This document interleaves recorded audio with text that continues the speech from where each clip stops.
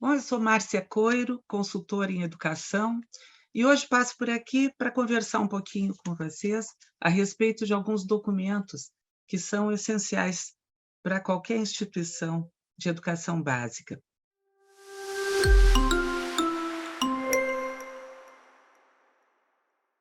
Nós temos falado muito que a preocupação da escola é sempre adequar os conteúdos da escola com a proximidade dos alunos, da realidade dos alunos. E a educação deve ajudar a construir a cidadania. Então, este tem sido o foco da preocupação de muitas instituições.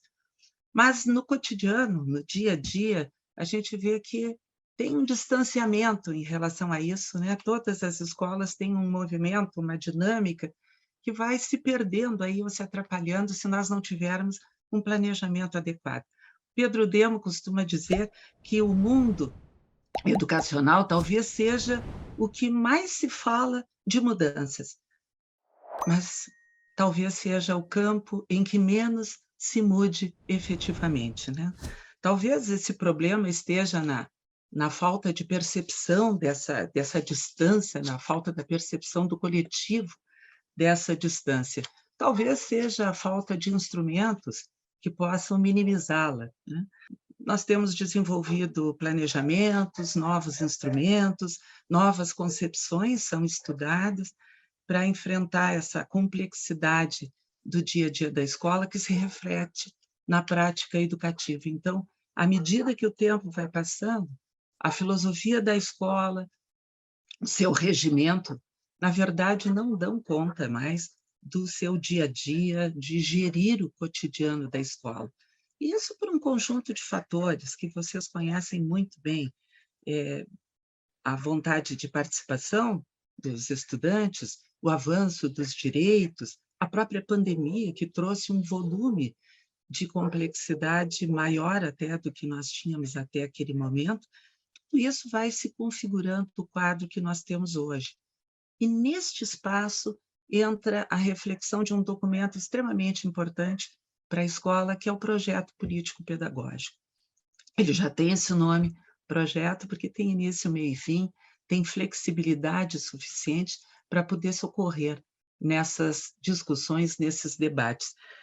Mas ele vai se firmando como um espaço para o avanço da reflexão dentro da escola.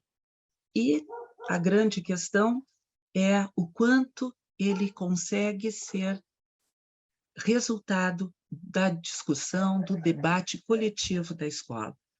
E vejam, para se mudar a prática educativa, e tudo isso implica numa alteração de concepções que são diferentes nos diferentes atores da escola.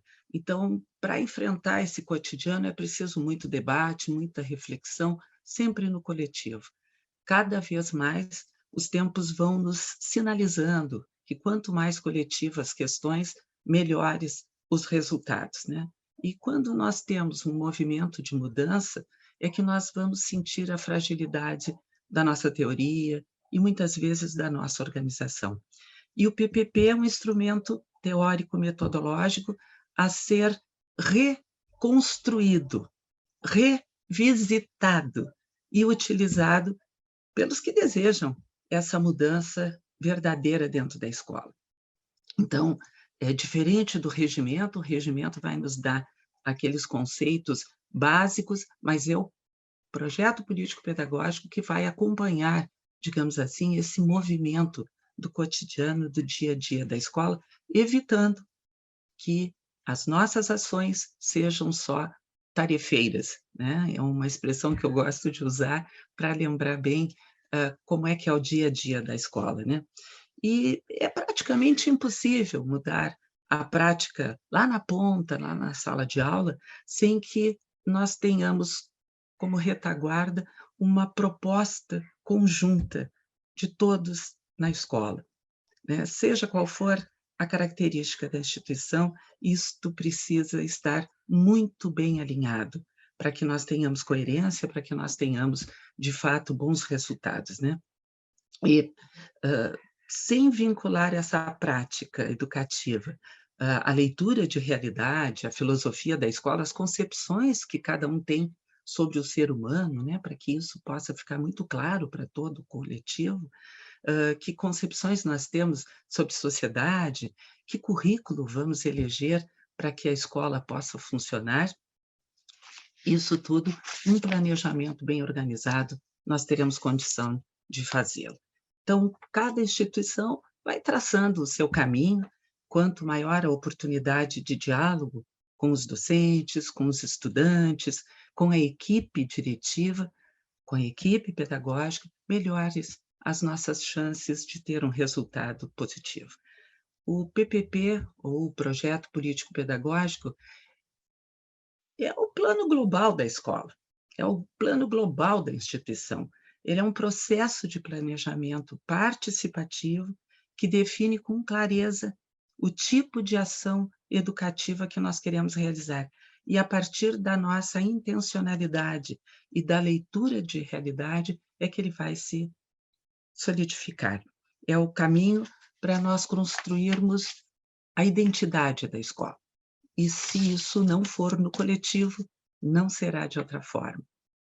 Já foi-se o tempo em que nós podíamos fazer isso de cima para baixo. Agora é numa horizontalidade do debate, do diálogo, para que as ações e práticas que têm exemplo por todo canto, né? Mas aquilo que de verdade dá unidade à nossa instituição é o que se constrói a partir desse debate. E o ponto de atenção que nós acreditamos seja importante é ter uma prática adequada, fazer a coisa certa com conteúdo e forma adequada para aquela realidade. E isso precisa ficar claro para todos os atores da escola. O objetivo de todo o processo de planejamento é chegar a uma ação transformadora. E o que é a ação transformadora? É aquela que é adequada, que supre a alguma necessidade daquele grupo ou daquela instituição. Então, o projeto político-pedagógico, ele vai buscar sempre definir no coletivo, com crítica, as necessidades da escola, para que isso fique claro para todo mundo. E toda a ação pedagógica é também uma ação política, e nós não podemos perder de vista o objetivo de formar o cidadão. Nós não podemos descuidar dessa dimensão em meio a esse debate, em meio a esta construção, porque o campo pedagógico é o aprendizado da metodologia participativa, do diálogo, do respeito pelo outro, da tolerância, e nós temos visto no nosso entorno muito exemplo negativo em relação a isso, que na raiz destas questões estão a falta de diálogo, a falta de debate para esta construção. E o projeto político-pedagógico deve expressar de um modo muito simples essas ações, os compromissos, a visão de mundo e aqueles compromissos que foram assumidos com o grupo. Tudo isso faz com que os papéis vão mudando dentro da escola. O diretor, por exemplo, não é só o diretor o que detém o poder maior, né, ou a figura que pode decidir dentro da escola. Ele não deixa de fazer isso, porque a sua principal função é fazer a escola funcionar.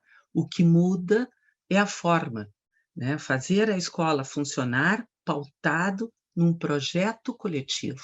Ele passa a ser a representação deste projeto coletivo se esse canal do diálogo conseguir ficar aberto.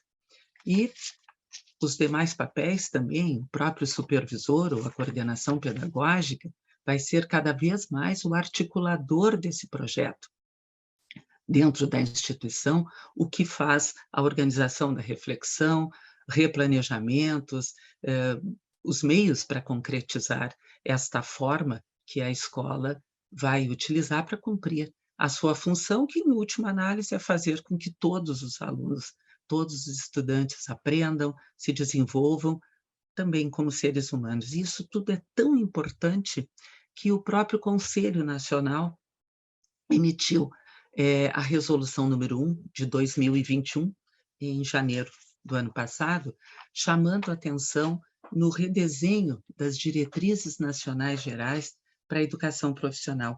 E, dentro deste vasto documento, ele sugere, com certeza, que estes documentos sejam revisitados. E mais do que isso, além de reafirmar a importância do projeto político-pedagógico para as instituições, não só da educação profissional, mas da educação básica em geral, além disso, ele traz a figura do projeto pedagógico de curso.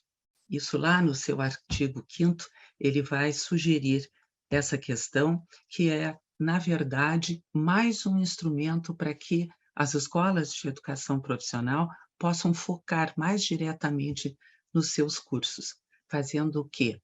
Fazendo que, além de seguir o catálogo nacional de cursos técnicos, onde toda a descrição que pode auxiliar a escola de diretrizes, de ordenamento, para cada um dos cursos, ela vai desenhar um perfil de saída.